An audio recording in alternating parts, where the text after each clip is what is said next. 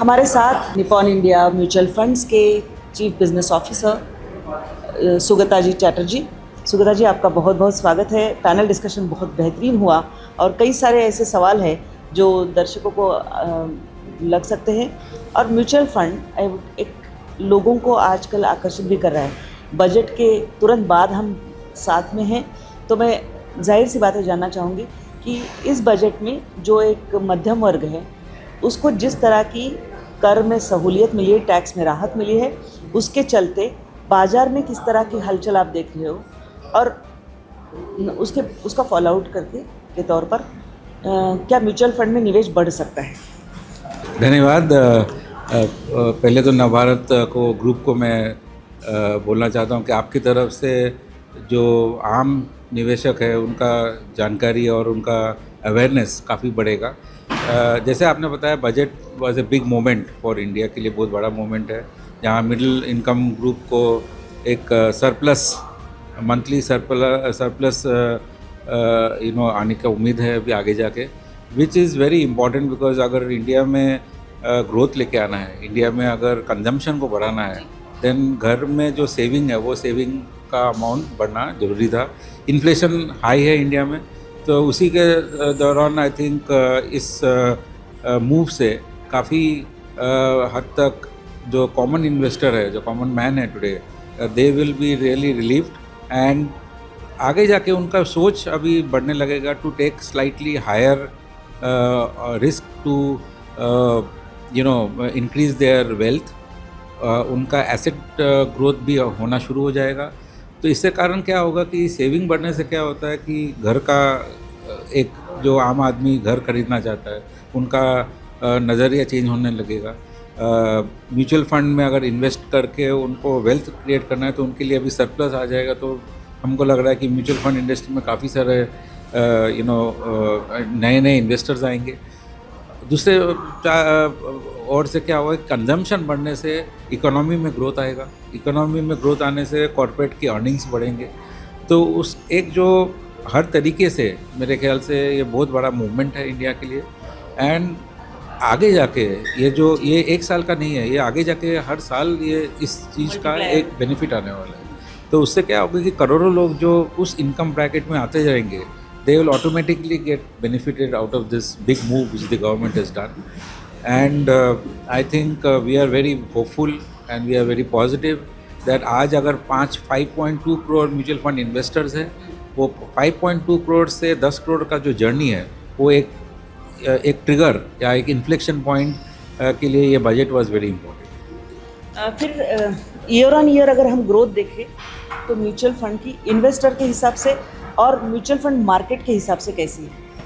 So year on year जो growth है, last 5 years में mutual fund industry has grown from 21 lakh crore to now 68-69 lakh crore. So almost 3 गुना 300% jump has happened. Of course this sort of jump is not expected because the market एक तरीके से था and उसी के कारण 2 करोड़ इन्वेस्टर्स अभी 5 करोड़ इन्वेस्टर हो गए। तो इन्वेस्टर काउंट दुगना हो गया है। दी AUM हैज़ बिकम 3 times। लेकिन जो मोस्ट इम्पॉर्टेंट पार्ट है कि कितना इन्वेस्टर का savings has come into mutual fund which is very small today. तो आगे जाके ये जो शुरुआत हुआ है वहाँ से आगे का जो जर्नी है, proper education, long term investing, risk को कैसे समझा के हमारे ज़्यादा म्यूचुअल फंड डिस्ट्रीब्यूटर्स जो है हमारे ज़्यादा काम करेंगे, मेहनत करेंगे। हम लोग जैसे 300 लोकेशंस से काम करते हैं, पूरा इंडस्ट्री को जाके और ज़्यादा काम करना है इंटीरियर्स ऑफ इंडिया में। वो सब करने से 5 करोड़ का 10 करोड़ का जो जर्नी है वो हमको दिख रहा है आगे। So it's a platform which has been laid for the next level of growth. We should not look at markets, we have to look at how many new investors we are able to get into industry और existing investor का wealth creation का journey को कैसे हम आगे संभाल सकते हैं। एक और बात है, एक अगर हम इंडियन साइकोलॉजी देखें तो एक रिटायर्ड क्लास जो थोड़ी बहुत इन्वेस्टमेंट करता है और उनका ये होता है कि फिक्स डिपॉजिट में रखो, एक एश्योर्ड है, वो भी जाए नेशनलाइज बैंक प्रेफर करो ताकि हमारा पैसा सुरक्षित है। लेकिन म्यूचुअल फंड सही है और सुरक्षित भी है, ये मैसेज ज़्यादातर लोगों तक पहुंचाने के लिए क्या स्ट्रैटेजीज़ हैं?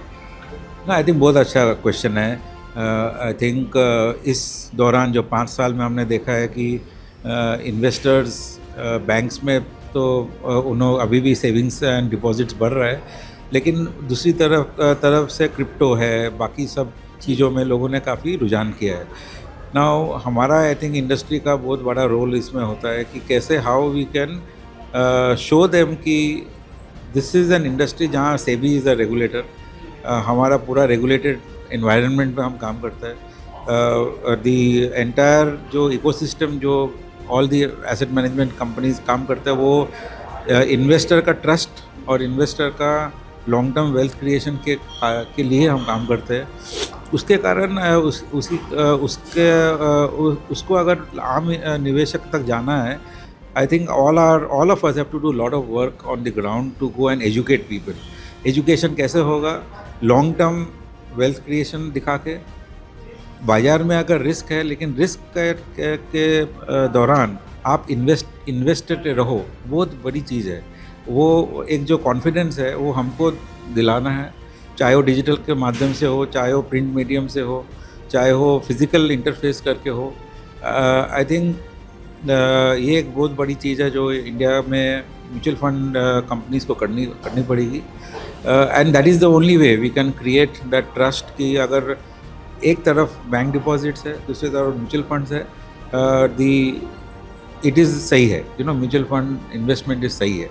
सो education is the most important thing, and हर तरीके के मीडियम से हमको वो आम आदमी के कानों तक और उनके दिल में हमको लेके जाना पड़ेगा इस बात को। एक और है कि भारत की समाज की अगर हम बात करें तो Indian society is uninsured, inadequately insured we can say, और अनपेंशन सोसाइटी, लाइक वो भी पेंशन भी नहीं है। तो उसको एक किस तरह से अच्छा ये पर्याय हो सकता है, और अगर उसको एक इन्वेस्टमेंट को रिटायरमेंट प्लान की तरफ देखना है म्यूचुअल फंड्स में ख़ास तौर से, आम आदमी ने कितना महीने में इन्वेस्ट करना चाहिए, जो कि और कितने लंबे साल तक इन्वेस्टेड रहना चाहिए?